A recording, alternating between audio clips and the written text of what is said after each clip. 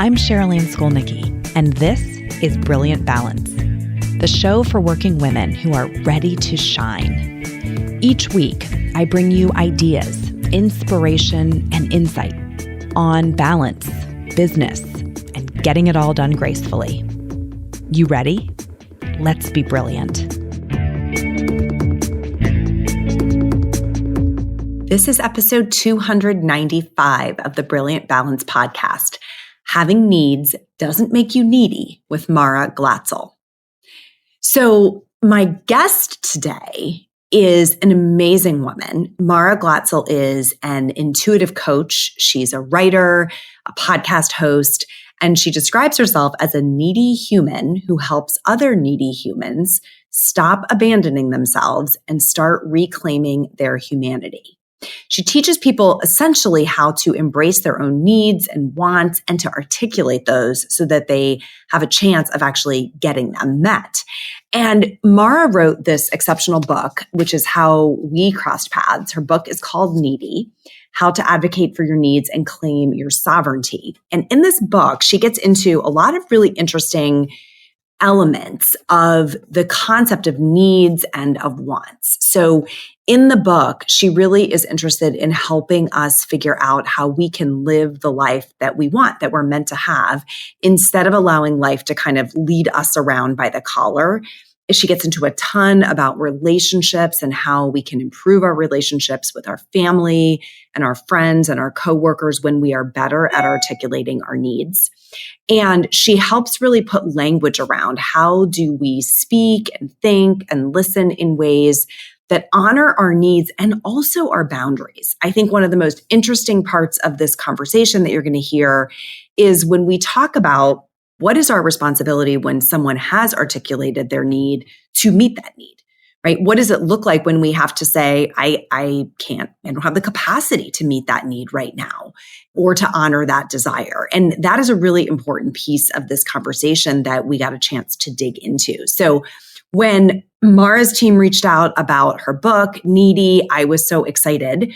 Well, I was not excited by the title, as we get into at the very beginning of this conversation, and you'll hear me say that, because I think that word is so polarizing. And yet, as soon as I got into the content, I knew that this was somebody whose voice I wanted to share with you and whose perspective I knew you would benefit from. Fun fact, I actually recorded this interview with a little bit of like a live studio audience. I have a coaching circle that works with me throughout the year, and they had the opportunity to listen in on this interview, as they do with some of our guests. And the conversation that followed was so rich and rewarding, because I think Mara's perspective is very gentle, but really reorienting, especially if you are somebody who struggles with making your own needs known and giving yourself permission to share them. So I am excited to introduce you to Mara Glatzel. All right. Well, welcome, Mara, to Brilliant Balance. We are so delighted to have you here today. Oh, I'm so excited to be here. Thank you for having me. Yay. Summer afternoons, right? I think this could be my jam this summer. I can have all my afternoons, have great conversations with authors and experts, and learn all kinds of fun things. Yeah, it's wild. It is really feeling like summer today. It is. So nice. It is. So I love to start with this question whenever we have a guest. And that is like, tell us a little bit about what's on your calendar today. What were you up to before this, and what will you be doing after this? Mm-hmm. So today I have done a few calls. This is kind of a typical day where I'm both working and also parenting my two kids. And I volunteer for a lot of different committees. I do a lot of work in my local town around affordable housing. So it was kind of like right before this, I was on the call with somebody at town hall and, my kid's teacher. And so it's a good smattering of juggling between different things. I find that really helps my brain stay interested and focused, to have a couple things going at the same time. And also eating frequently throughout the day, like eating square meals. That's something that I am big into in terms of self-care. So that's been a big part of my day. Breakfast. What a great practice. Yes. To just say, I'm going to feed myself with regularity. That is a great self-care practice. I love it. Anything fun on the agenda today? Anything you're looking forward to? Yeah, well, I am going this weekend to my high school reunion. And I don't know if that constitutes fun, Mara. It just depends on your school. Yeah. Good. Fun. I went to boarding school, so it's like a whole weekend. We're going to be back at school, but we're going to be grown-ups. So that's a good time. So anyway, before that, this afternoon, I'm going to do something fun with my kids. Maybe take them out to ice cream, go to the beach or something so that I get to hang with them because I'm going to be gone for a couple of days, which is very rare for me to leave them. So yes, so you're going to soak it all in before you go. That's excellent. Yeah. Well, we are here today to talk about your book, Needy, which is a very interesting title choice. I applaud you, commend you for the title choice. What is it that prompted you to write this book? So at the beginning, it was really this desire to facilitate an open conversation about needs.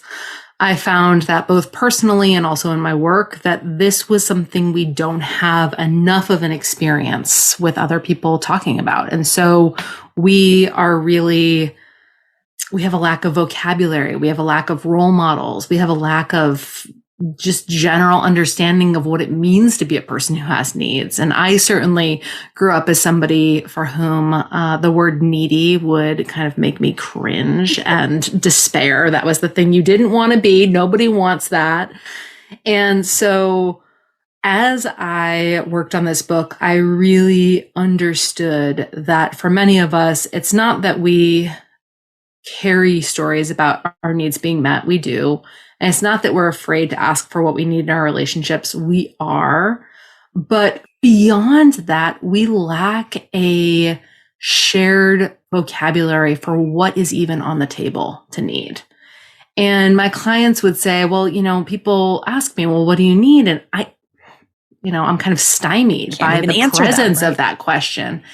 And I thought about that for a long time and ultimately, closer to when my book came out, realized that part of the value of this book for readers, of all ages, is that it provides some context for what you're allowed to need. It's not, a fully comprehensive book. Our needs are wide and many, but it gives you a jumping off point to kind of expand your understanding of, wow, okay, I have physical needs of my body and I might be acutely familiar with those physical needs, but I have needs beyond that. I have needs in my relationships. I have spiritual needs. I have needs for contribution or creativity, and that the answer to what I've been looking for, which is why is my life not as satisfying as I want it to be, can be found in those needs. That's it. That's the nugget right there. That's so critical, I think. And I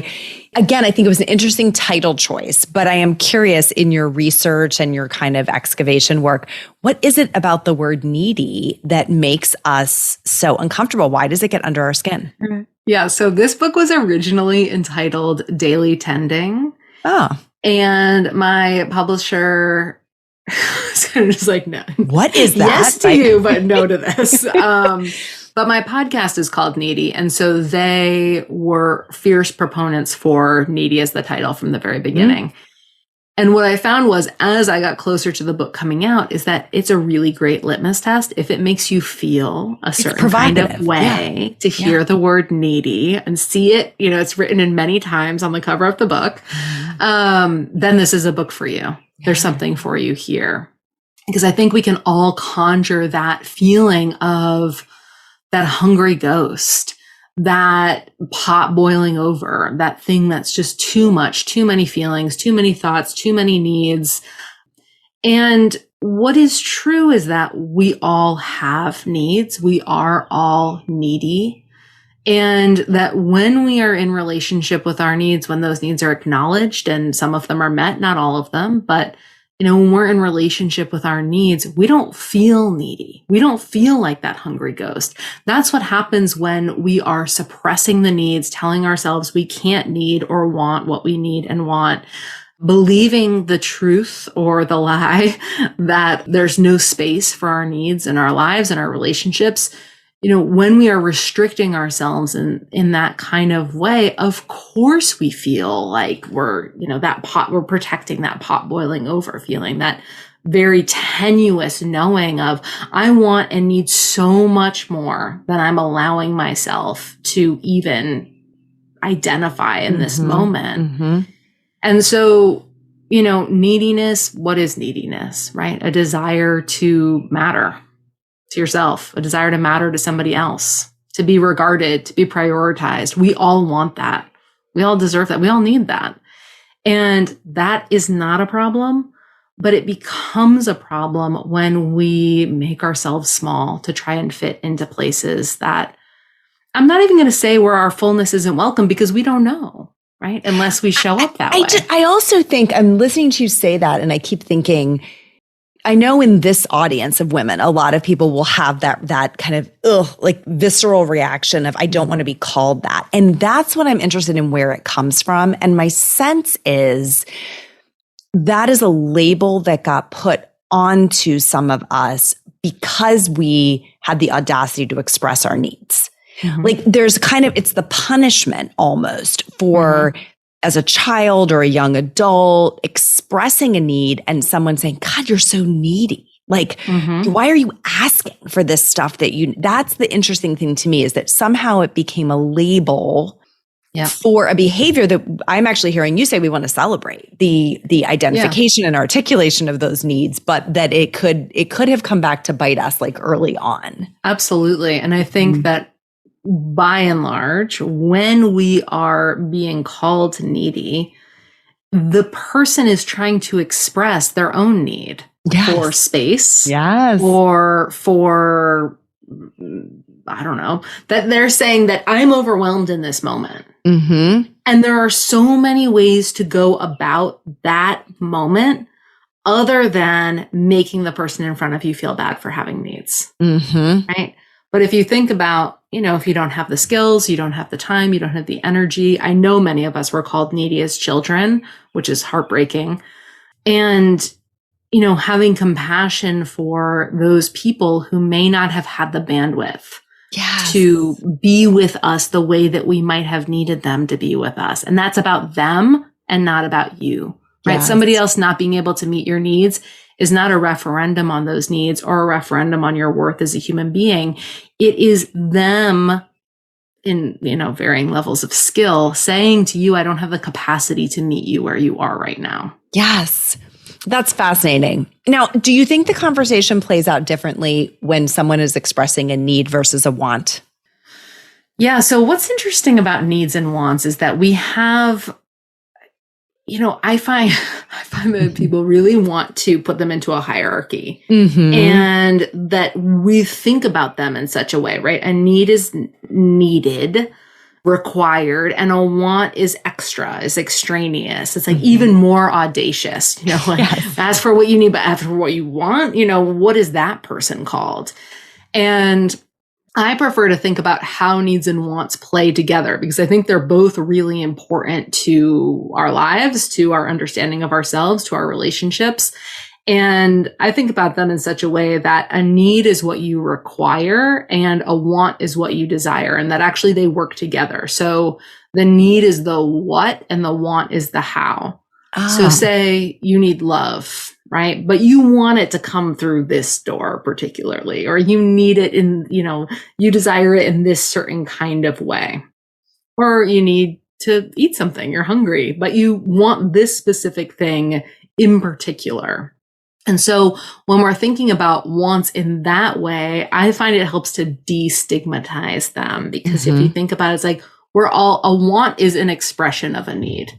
It is a clarification almost. Yeah. It is a way that we in particular want that need to be met. And the more data and self-awareness that we have, the more wants that we have. And that's a good thing, because we can take pretty much every aspect of our lives off of autopilot and custom them based on our wants. And that is fulfilling for us on such a base level. It's like, not just any shirt, this shirt in particular, not just any song, this song in particular.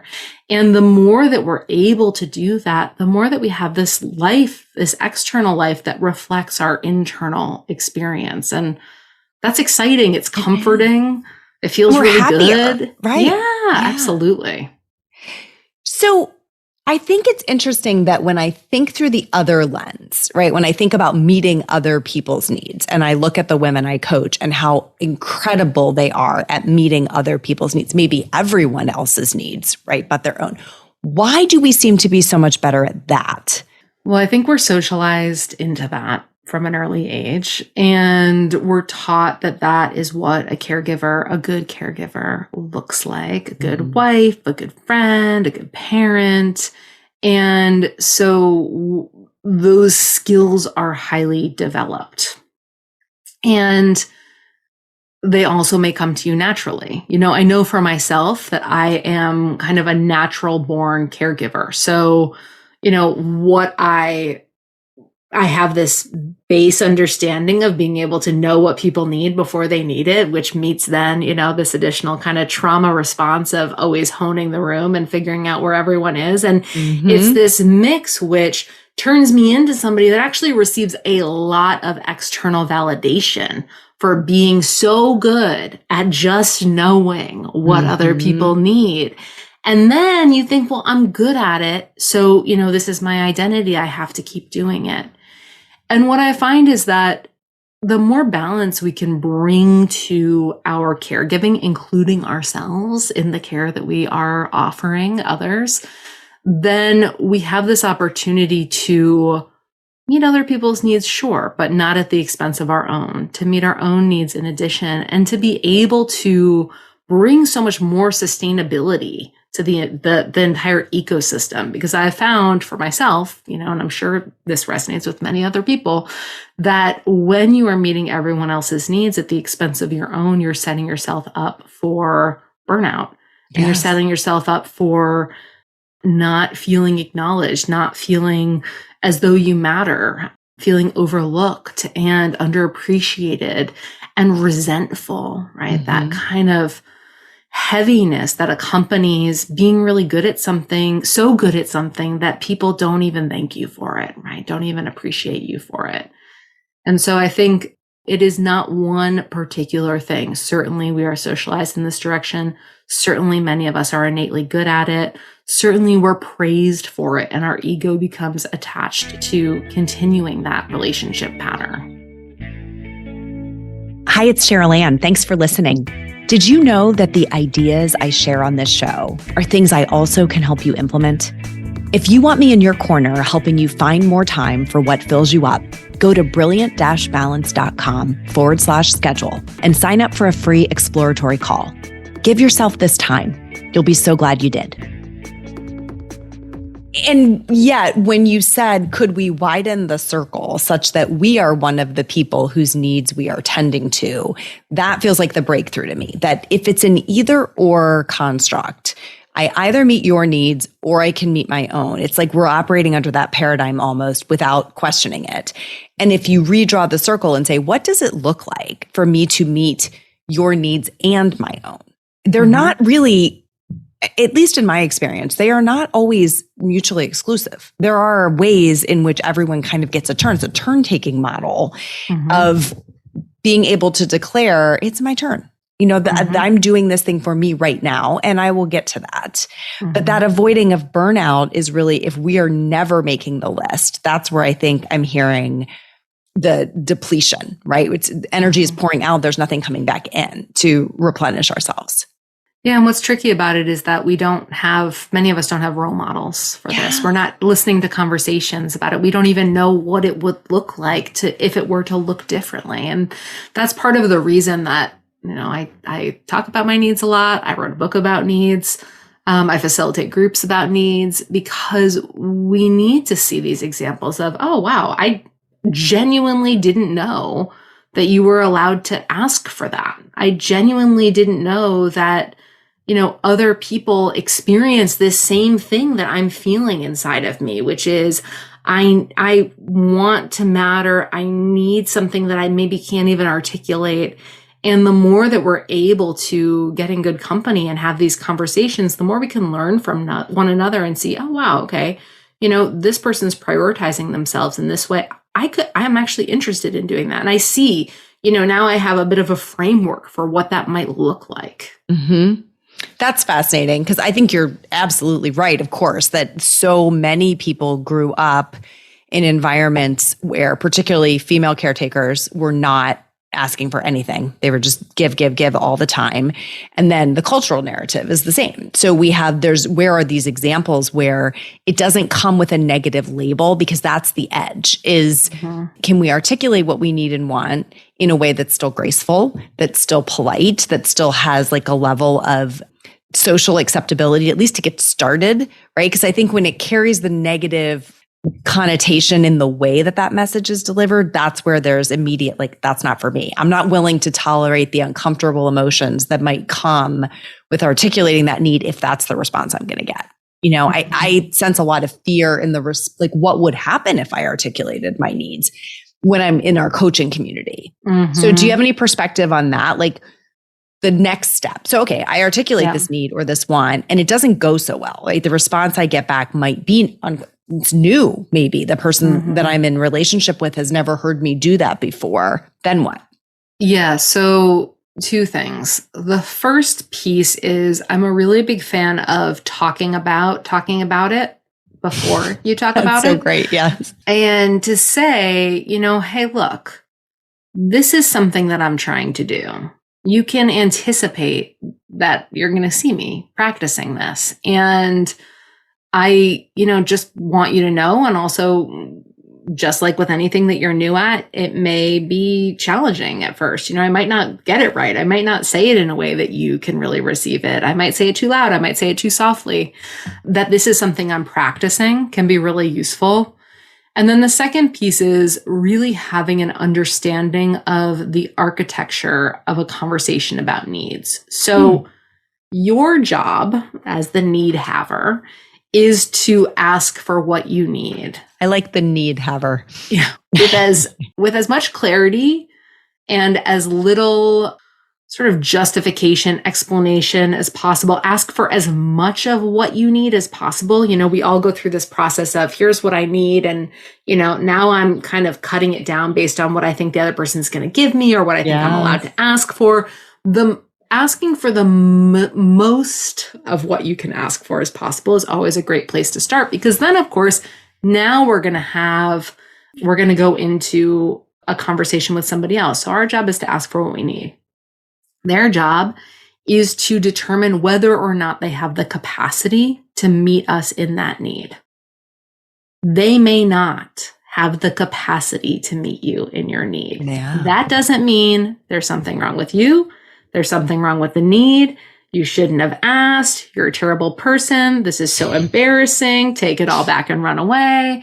It means that person's job is to assess whether or not they can do what you're asking them to do. And, if you're working on this in relationship, I always recommend that couples start this pattern of, if it's a no, then maybe it's a not now, but later, or not that, but this is something I'm available for. To really acknowledge, hey, you're a person that I care about. You're asking for something. I can't give you what you're asking for, or I don't want to, which is fine, but I could do this, or I could do it at this time. But their job is really to assess whether or not they have capacity. And unfortunately, we're in relationships with humans, and humans don't always have capacity. They might have their own stuff going on, their own needs to tend to. And then it's our job to tolerate their reaction, whatever it is. And that means to be really attentive to what are the stories that you're telling yourself about their reaction? What are you making it mean? What now, right? If they said no, you still have the need. What is available to you? Because a lot of times we get hyper focused on exactly how we want that need to be met, but that's only one avenue for having that need met. And furthermore, this idea that there's only one person in our lives who can meet our needs and is supposed to meet all of our needs is such a setup.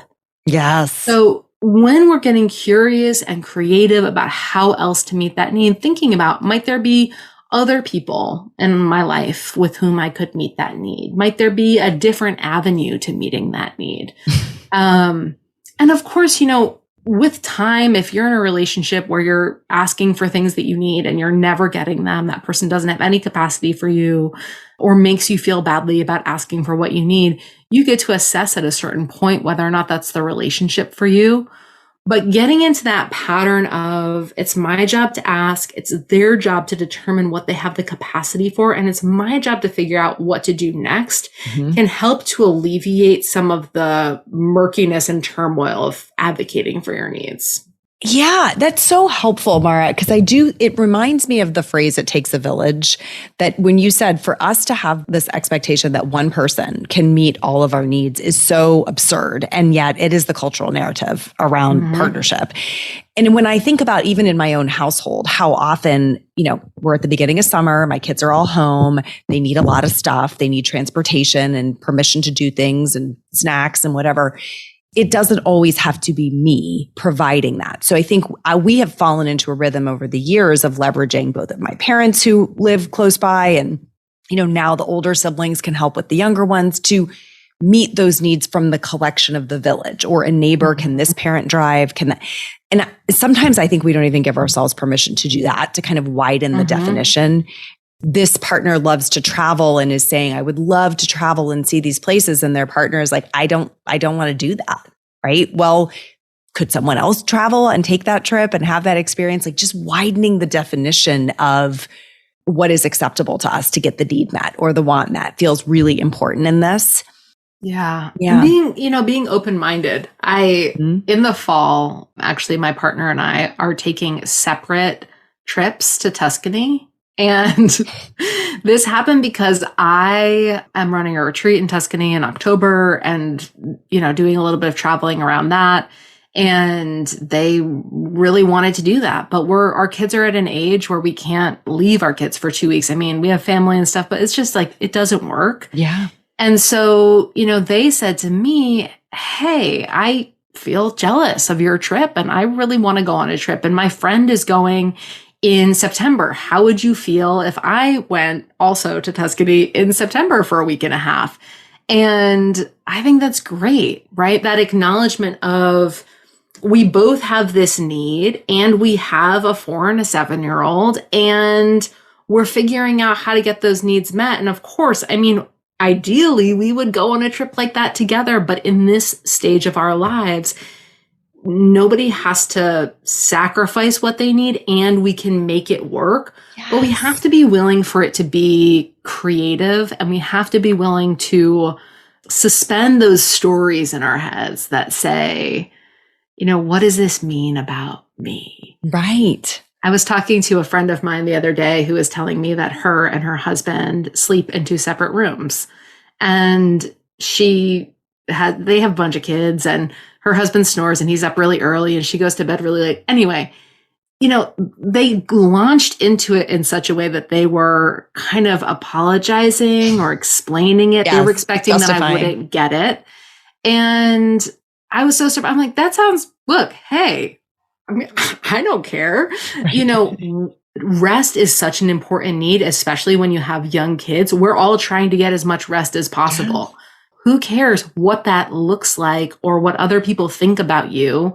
If it is working for you, then that's all that should matter. But it does take bravery. And there is some, bucking of social norms that accompanies making these decisions. Sure. I love that story. I was thinking about, in your story about Tuscany, your partner's willingness to articulate that need, to say, look, I'm feeling pretty jealous of this trip and I would really love to go. And is this a potential option? It required their willingness to share that, right? Yeah. What guidance do you have for people who maybe we're great at sharing our needs or wants and articulating them and so they get met a whole bunch? But what if we are in relationship with someone who is not so great at that? How do we encourage and invite that?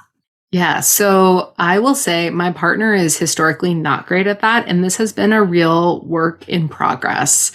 And what our relationship looked like for many years was me doing a lot of mind reading and just presuming to know, basing things on historical context, just kind of like reading the room. And at a certain point, I realized both how much energy I was putting into that and also how much misunderstanding happens when you're not actually talking about anything. So I made a decision and articulated to my partner and to, many of my other close people, my sisters. And I said, I care so much about you getting your needs met. I love you so much. But I am no longer going to respond to anything that is not explicitly said out loud. And, of course, I still see things. I still sense things. I still know things. But this, again, is a boundary with myself that I just have this understanding of I'm going to give them their privacy.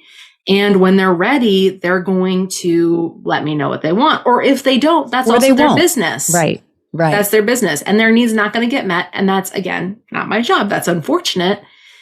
And so making that declaration was really important, but also reiterating, I do a lot of, I care about you. I care about your needs being met. I want to know what you need.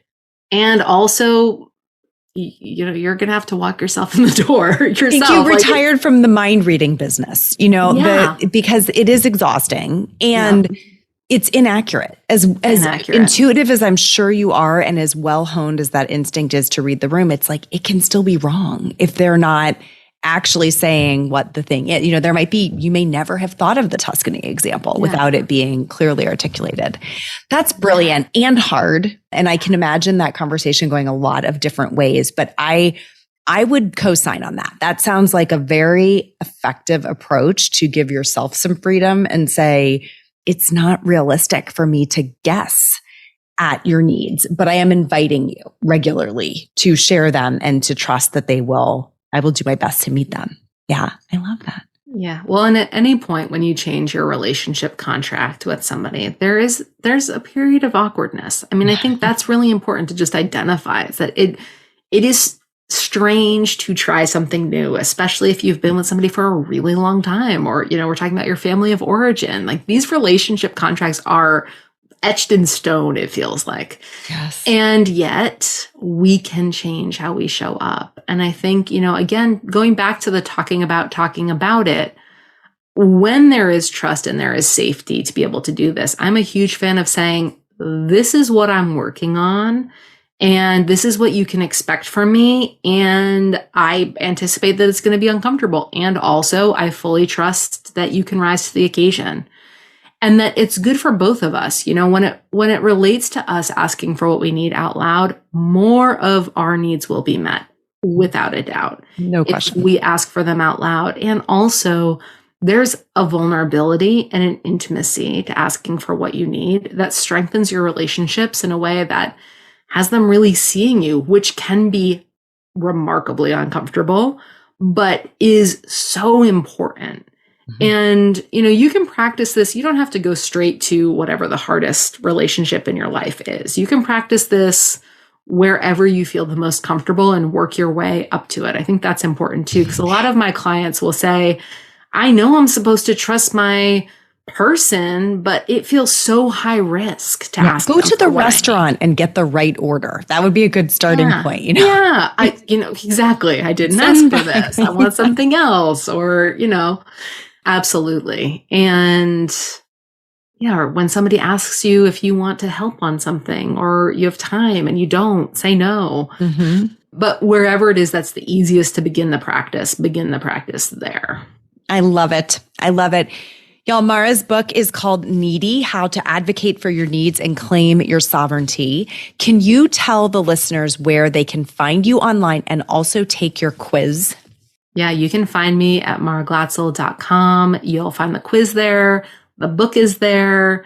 The book is wherever books are sold. But the quiz is really fun. If you go to my site, you'll see it there. And it'll ask you several questions and tell you something that you need right now. And it's packed full of different suggestions for how to get that need met. That just, again, really expands your understanding of how it's even possible to get your needs met in really important ways. Love it. So we will link that up in the show notes. And thank you so much for sharing your time and your wisdom with us and your book. These are not easy to write. Writing a book is a long arduous, vulnerable process. So thank you for going through it on our behalf. I think everyone has a lot to get out of this one. Thank you so much for having me. This is great.